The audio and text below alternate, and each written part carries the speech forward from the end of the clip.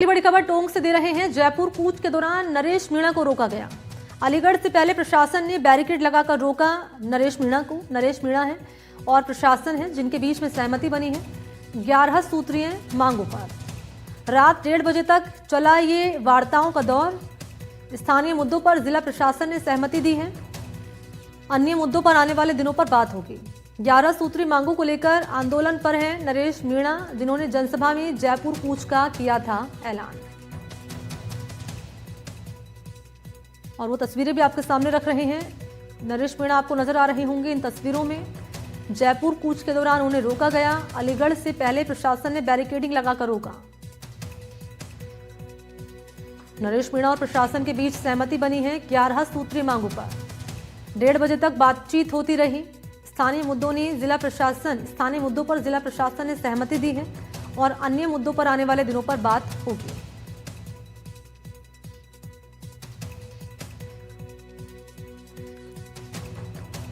तो कौन कौन सी मांगे हैं वो आपकी स्क्रीन पर रख रहे हैं, टीवी स्क्रीन पर। इसमें आप देख पा रहे हैं इन मांगों को लेकर सहमति बनी है। स्थान चिन्हित करने की मांग है, फसल बिक्री पर ERCP प्रोजेक्ट में मुआवजा मिले, ये मांग की गई है। तो कुल मिलाकर 11 सूत्रीय मांगे हैं। प्रभावित गांवों की लिस्ट जारी की जाए जो गांव प्रभावित हुए हैं, मसलन बारिश से।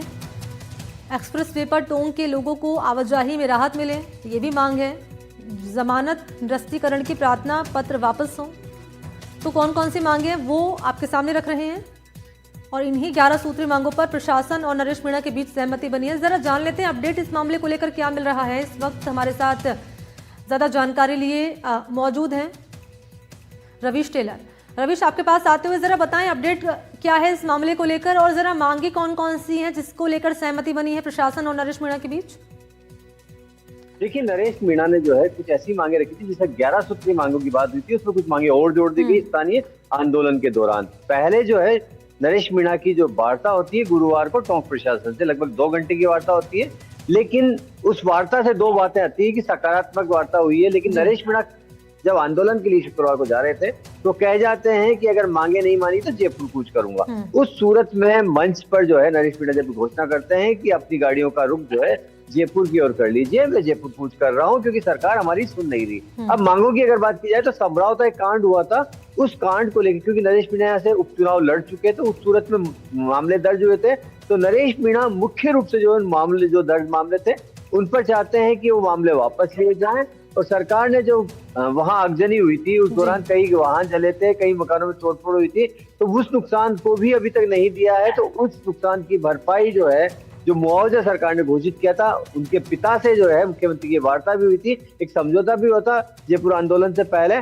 तो उस दौरान जो बातें हुई थी, मुख्यमंत्री को अपना वादा दिला रहे थे। उस सूरत में 11 ऐसी मांगे थी जिसको कुछ स्थानीय स्तर पर जो है प्रशासन ने उनसे बात करके जो है सफल वार्ता कर ली थी। लेकिन कुछ मांगे सरकारी स्तर पर थी, जैसे मामले वापस लेने की मांग है, ERCP से जुड़े कुछ मामले हैं, कुछ पंचायतों को जो है, जो कुछ गांव जो है उनियारा उपखंड में रहना चाहते हैं, ऐसी मांगे थी। तो इस पर जो है डिविजनल कमिश्नर अजमेर से उनकी वार्ता कराई गई।